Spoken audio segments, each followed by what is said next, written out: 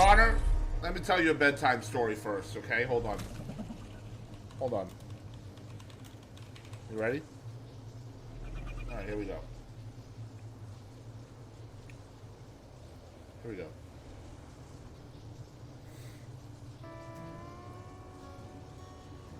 Okay. One day, Frogmore Frederick Suctionopoulos, the 15th, landed from planet G.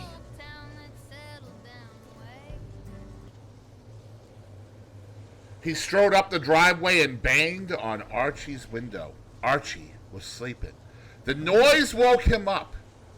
He pulled the curtains aside and, bleary-eyed, saw the space rocket parked on the front lawn. It was glistening with moon dust and squished bits of asteroid.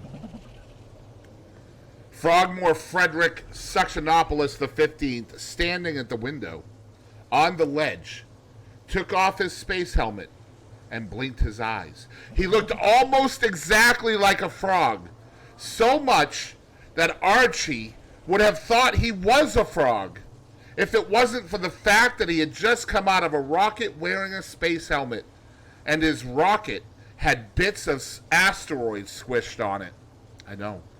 Archie Connor, he intoned, of 7 Everson Lane, small town, I am here to kidnap you. Kidnap me, Archie exclaimed. Why? I need you to help save my planet from destruction. And the journey is long, Frogmore Frederick said. Yo, what's up, Zet? Four ones? Welcome. You are in your pajamas, yes, and you will need to sleep on the rocket. This is napping, is it not? And you are a kid, is this not correct? So I will kidnap you now. And when you wake up, we will be on planet G, and you will help me save it from destruction. This was not quite what Archie understood by kidnapping. But he had always wanted to visit another planet. And of course he didn't want Frogmore Frederick's planet to be destroyed. So he agreed to do it. He climbed out the window, still in his pajamas, and stood beside the frog on the lawn. And although the frog was only a few centimeters high, barely the size of a drinking cup, he found that the rocket was big enough to the Boston Crisp gaming community, where you are valued. Zet 41s, thank you for the follow.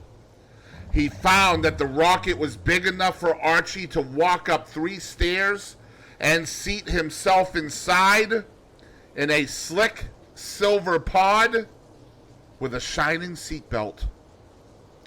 It was a beautiful rocket. The walls were made of plasma and there were lights all over it like a video game.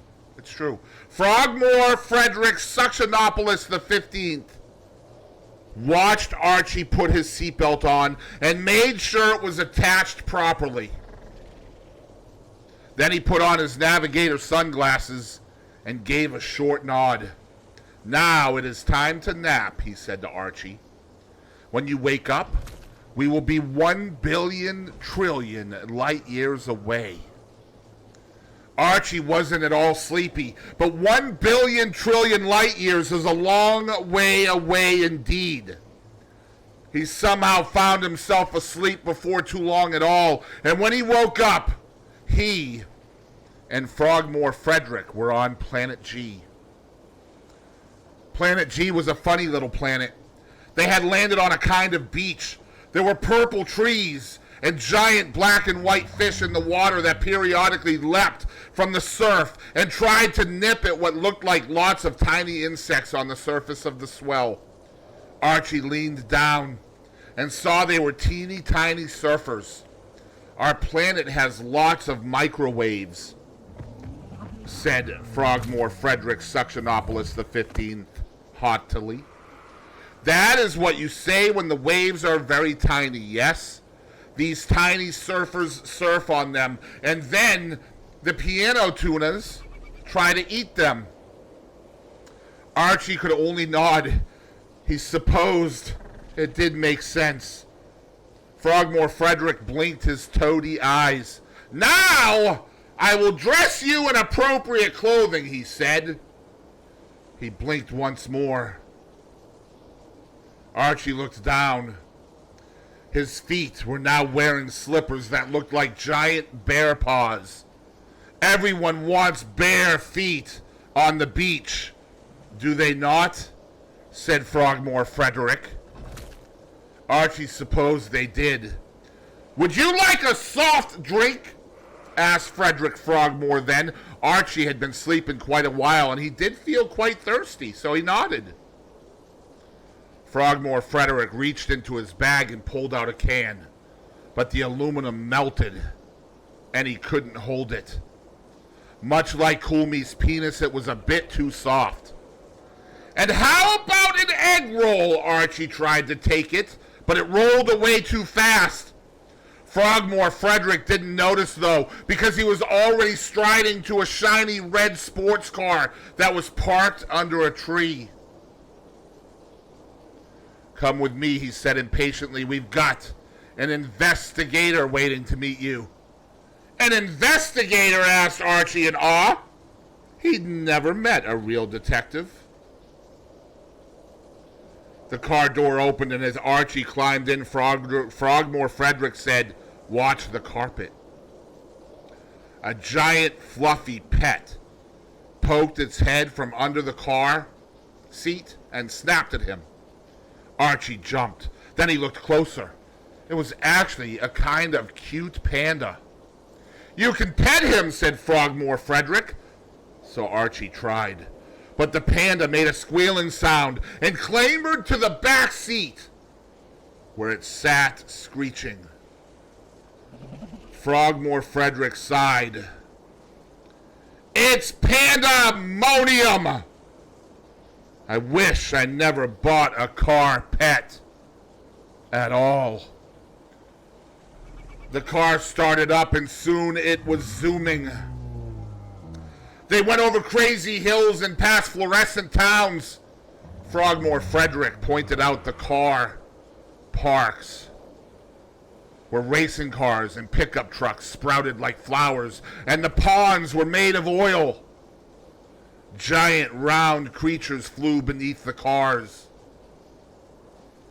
"Baseball bats," said Frogmore Frederick, "and I'd love to show you a rock band while you're here, but we really won't have time." They zoomed past a pile of rocks and some musical instruments, but it really didn't seem too exciting to Archie. At last they reached their destination.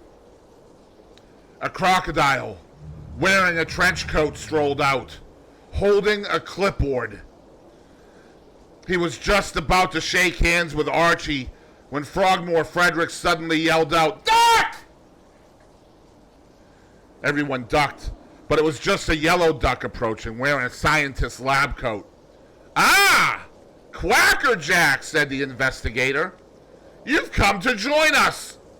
Here's the human boy I've been telling you about." Quackerjack seemed pleased to meet Archie. He shook his hand. "I'm glad you could come," said the duck. "You see, we've been studying planet Earth for a long time now and trying to be just like you. I think you would agree it's been a great success. Just look at this place. We've got tow trucks, screwdrivers, cool beans, unicorns, sweet potatoes. Absolutely everything has received the seal of approval." "It's very nice," said Archie. "But why do you need me? It all seems to be working very well." The investigator, Quackerjack, and Frogmore Frederick suddenly all looked suspicious. "It does look nice," said Quackerjack. "We've been working hard to make it just like planet Earth, but for our next creation we are concerned. We heard that on your planet that the essential thing for human happiness was to instigate some random acts of kindness." Said Archie. But before he could say anything, the investigator said hurriedly, "We have made the acts, It is a very good axe. It is very shiny and very bright. It is the best axe you have ever seen. But we don't see how a random axe could help anyone. Frogmore Frederick added worriedly, it is an axe, so it is sharp, and it is for cutting things, yes? But what will the people be cutting with this random axe? If we release this random acts of kindness onto our populace, will they destroy one another with it? Archie couldn't help it. He laughed. It's acts, he said, acts. You have to be kind to one another. It's really a very simple thing. An axe is for cutting, but an act is when you do something. It just means doing a nice thing for someone for no reason. The more that everyone does nice things for other people for no reason, the happier everyone is. It's about positivity. Positivity, huh? The investigator asked. Do you drink it with milk? Hot or cold? No! No, chuckled Archie. Positivity. Just being happy and nice. It's not too hard. You don't have to worry about making things or being like planet Earth. Just be yourselves. Be nice to one another. You don't need the help of anyone for that. The nicer you are to people, the nicer they'll be to you. Frogmore Frederick, the investigator, and Quackerjack nodded happily. We see, they cried. It's so simple, said Frogmore Frederick. You are a superhero, cried Quackerjack. I really have to tell you, said the investigator as they walked Archie back to the car. I really am your biggest fan. What would you like to do before you go? There are still 40 minutes till Earth morning, as even though it's billions of light years away, we'll be going backwards in time when you zoom home. In that case, I'd love to fly that, said Archie. He pointed to a crazy-looking aeroplane with a sail jutting out from the side. Ah, plane sailing, said the investigator. By all means. They jumped in together and did a whole lot of zooming and whirligigs. When Archie was done, it was time for him to get back in the rocket. His new friends waved him fondly goodbye as Frogmore Frederick checked his seatbelt again. Soon they would be soaring back out of the atmosphere and into the deep chasms of space, homeward bound. But first, Archie gazed out at Planet G, on the cusp of learning about random acts of kindness, and saw something very special. The beautiful planet below. It was like a picture.